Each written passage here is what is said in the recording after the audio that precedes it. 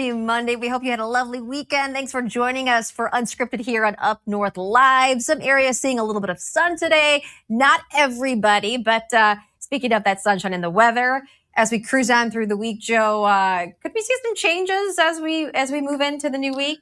Yeah, some areas fortunate to see some sun today. Yes. Not everybody, but if you did, it was nice. It was. Tomorrow, a little warmer, but with that is going to be the chance for some rain and some snow coming in. So we're not going to look at a nice sunny day tomorrow, but it'll be mild. And then listen to this, we're going to go from the 30s and 40s tomorrow to the teens on Wednesday. So yeah, some big changes coming in. We'll look at that, how much snow and rain we think, and we'll look at the rest of the week in a little bit, Melissa. All right, thanks, Joe.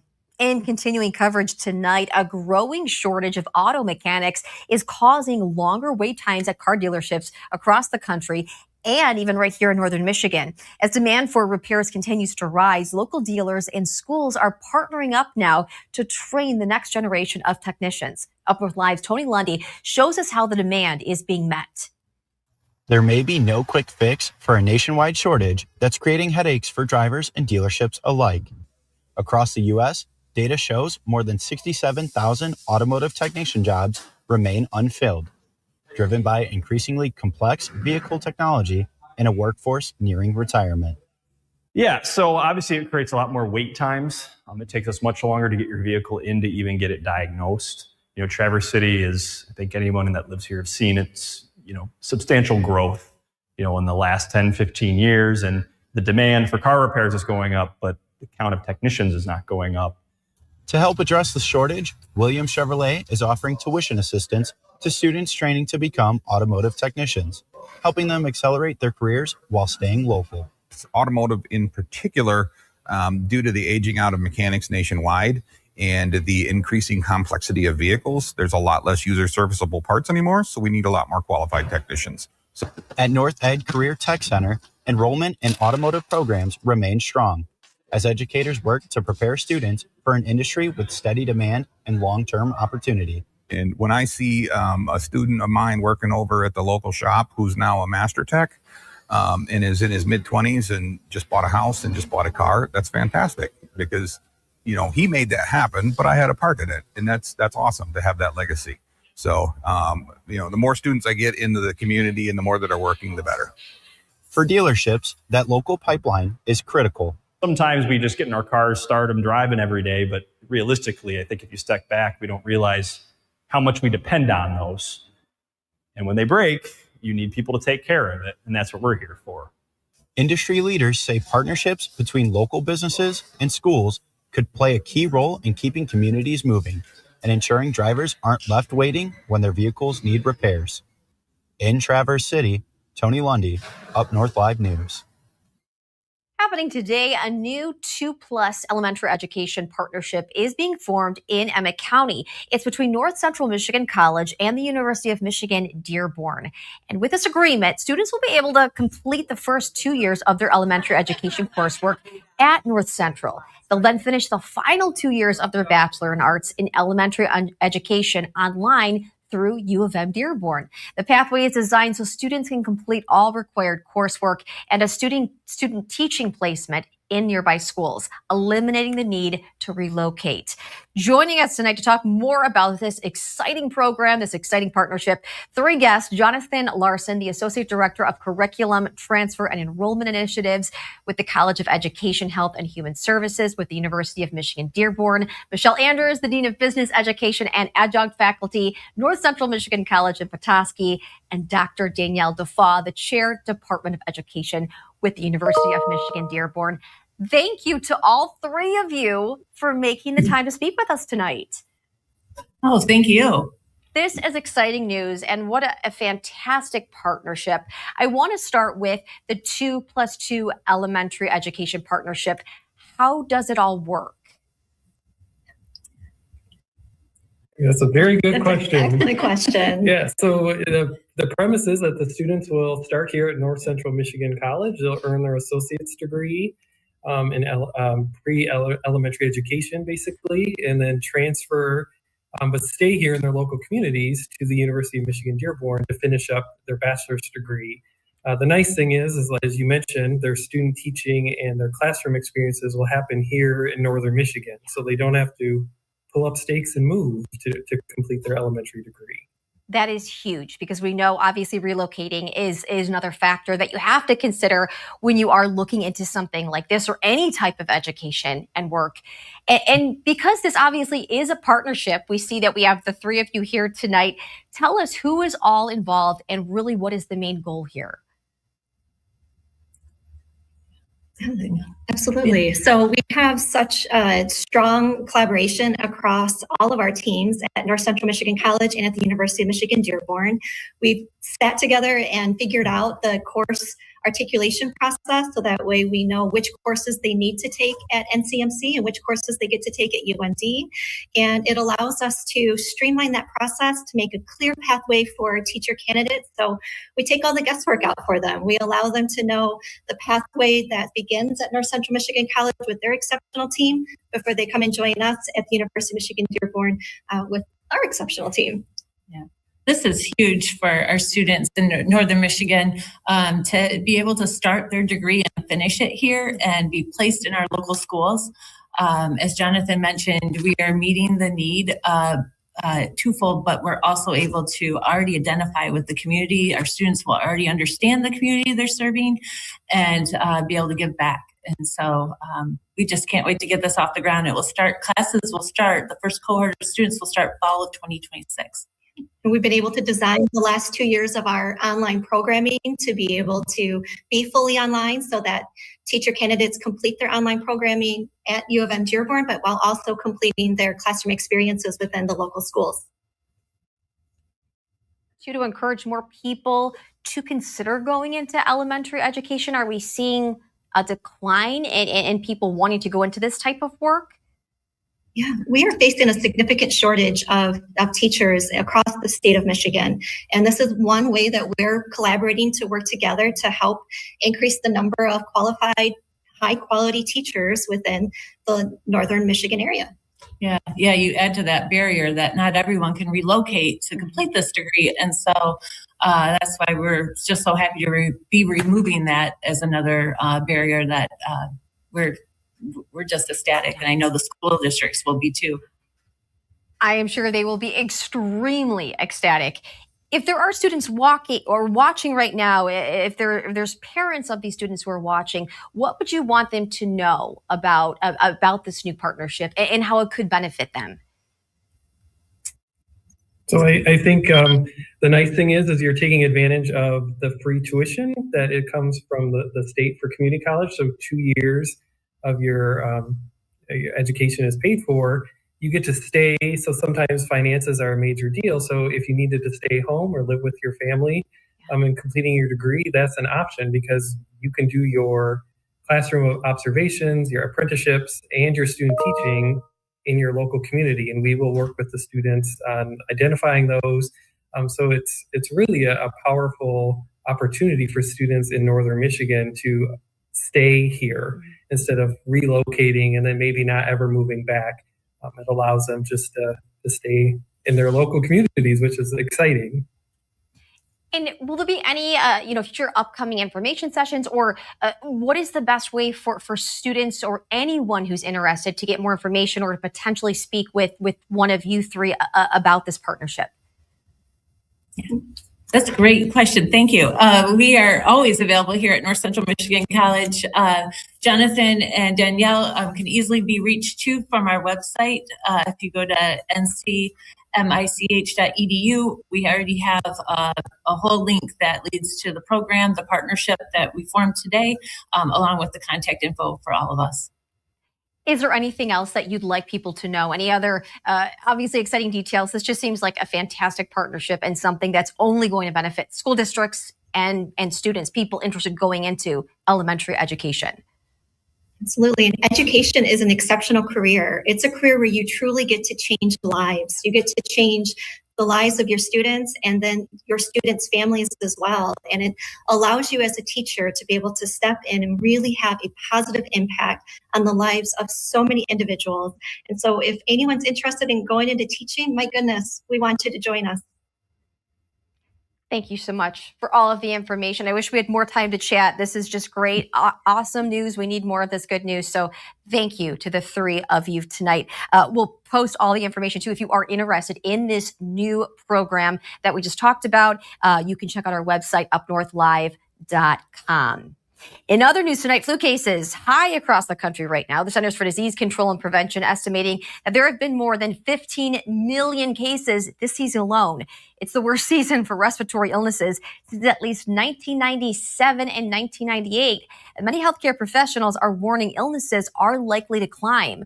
Flu across the country has skyrocketed, topping an estimated 15 million. The CDC is estimating 130 million doses of the vaccine have been distributed nationwide this season, but that covers less than 40% of the U.S. population. Our Tony Lundy has a local look at the flu cases across northern Michigan. Excuse me, I meant to say that our question of the day actually is pertaining to the flu. Have you received your flu vaccine, COVID vaccine, or both? We have that posted on our Facebook page right now, or you can go to our website, UpNorthLive.com. You can also click the QR code on your screen right there. And as always, you're going to check in with those responses coming up a little bit later in the show. Well, in just a few weeks, Black Lake sturgeon season will be upon us. Meteorologist Ethan Foreman spoke with the DNR about why this is a unique experience for northern Michigan and how you can get involved. As nearly everyone knows, Michigan is a great place in terms of fishing, even in the wintertime. Sturgeon are a threatened species in the state of Michigan, but the population in Black Lake is doing well enough that we allow a limited harvest season through the ice each year. Neil Godby with the Michigan Department of Natural Resources says that these fish can last a really long time. They can live for over 100 years and reach large sizes, 6 feet long or more. They're just an iconic species. They're called the dinosaur of fishes. Godby says that the 2025 season went very fast, but it isn't always that way. Last year it went about 17 minutes. It can really vary. A dozen or so years ago, it went 2.5 days. So it really depends on the clarity of the water, how well the fish are moving, and the number of anglers out there. The event will be based on weather conditions, but with the colder start to winter and ice starting to form, Godby is hopeful for a good year. Safety is the most important thing with good ice conditions. Water clarity is important for visibility through the ice so anglers can see the fish. With the limited population, there's only a certain number of sturgeon that can be harvested each year. The total season harvest quota this year is 6 sturgeon. So once 6 sturgeon have been harvested, the season closes. Godby says that this fishing for sturgeon is very special and very important for northern Michigan. Brings people together and highlights the importance of conservation and the potential for what potential fishery for the species and recovery efforts. Reporting, meteorologist Ethan Foreman, Up North Live News. The Black Lake sturgeon season begins February 7th at 8 a.m. Stay right here. Chief Meteorologist Joe Charlevite takes a look at your weather forecast with some rain and snow possibly moving in. That's coming up after the break. I'm Jada Johnson from Big Boys TV, and the Fish and Game Report is sponsored by Johnson's Propane.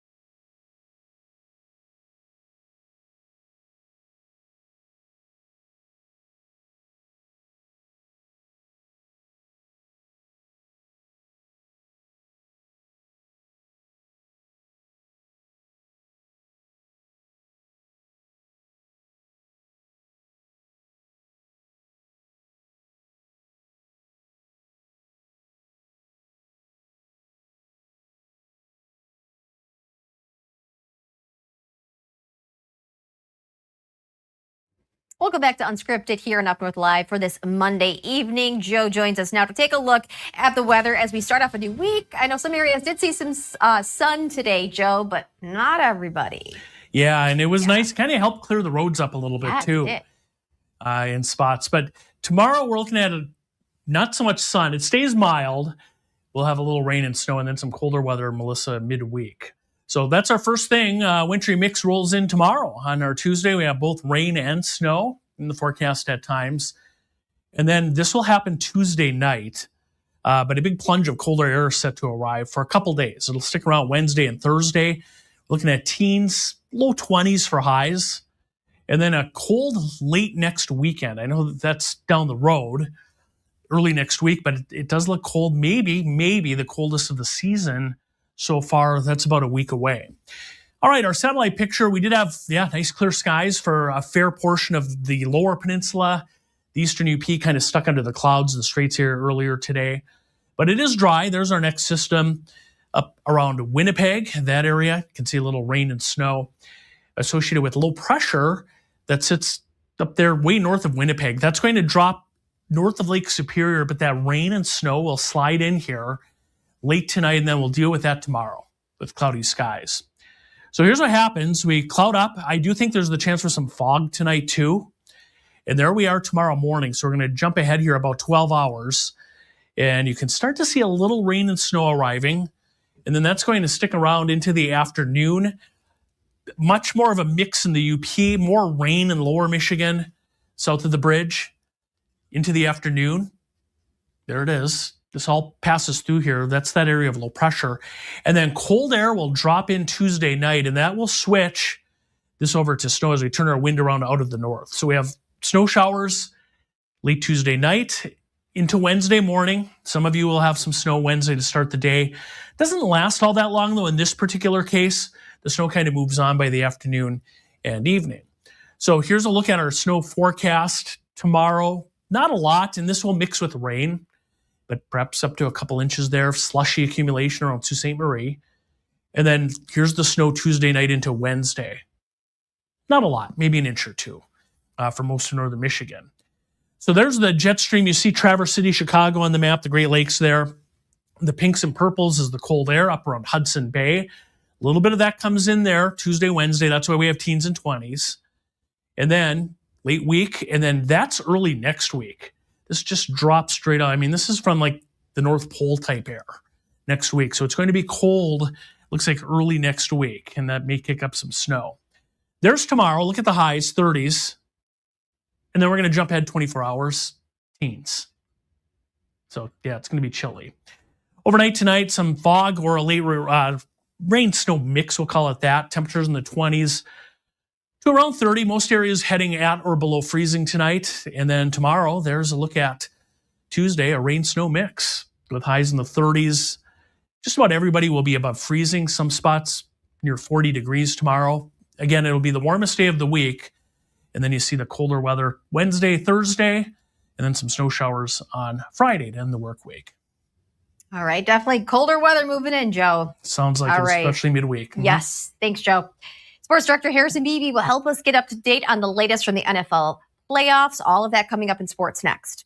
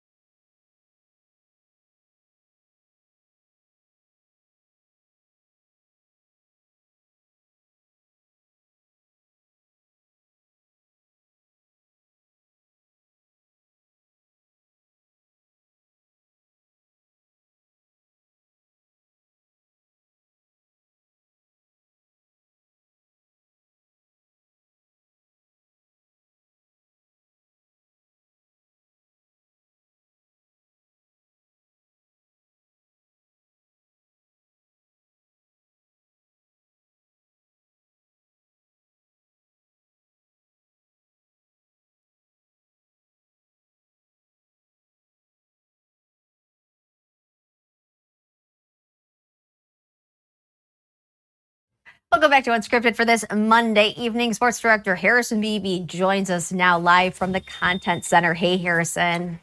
Hey, Melissa. I know we hung out a bit on Saturday. Did you happen to catch any of the exciting NFL playoff games this weekend? I did not. That's why I'm glad you're here to fill me in. Oh, good. Yes. Yeah. Well, a pretty good set of games that you missed, to be honest. 5 games so far from Wild Card Weekend. 4 of them came down to the final minute of the game or even less. And yeah, this is the bracket we have for the most part left here. We're down to our Elite 9 as the race to Super Bowl 60 on February 8th. That'll be on our sister station, TV 7 and 4 this season. Next year, this is going to be on ABC 29 and 8. The Super Bowl 61 will be. But that's next year. We're going to focus on this year. The NFC field left. It's the Seattle Seahawks and San Francisco 49ers, along with the NFC North champion Chicago Bears, who defeated Green Bay, going up against the LA Rams. So 3 of the 4 NFC West teams still left in the field. I thought they were the best division in football, and they're showing why.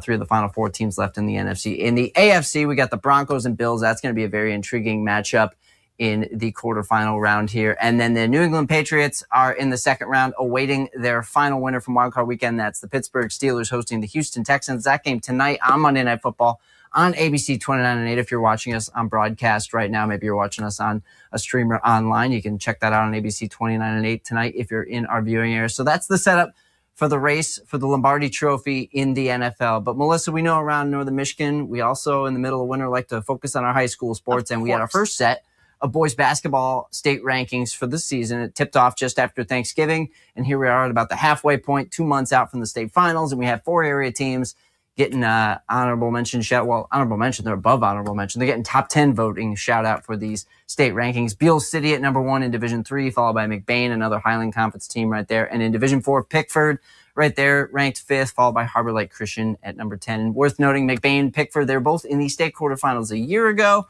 So off to good starts again this season. Good sign of things for the Panthers and Ramblers as they hope to get to the Breslin Center by the end of the year in the month of March. All good stuff. Harrison, thank you.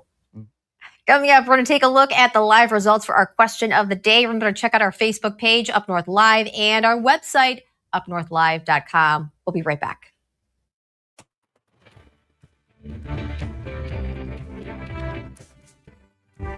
Salon services are furnished by Epiphany Advanced Academy in East Acme.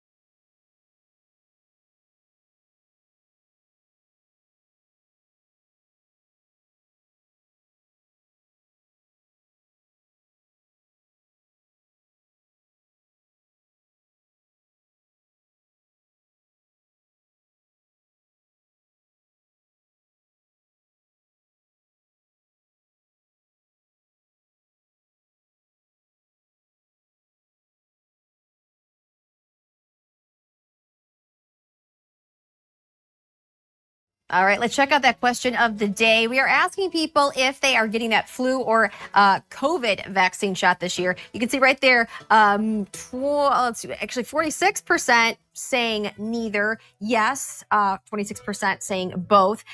Meg Lau saying, yep, she wants to get hers. Cindy says, definitely not COVID, debating on the flu vaccine. Michelle says both. And Marianne says, I have gotten both the COVID shot and the flu shots. I get the flu shot every year since they have been available.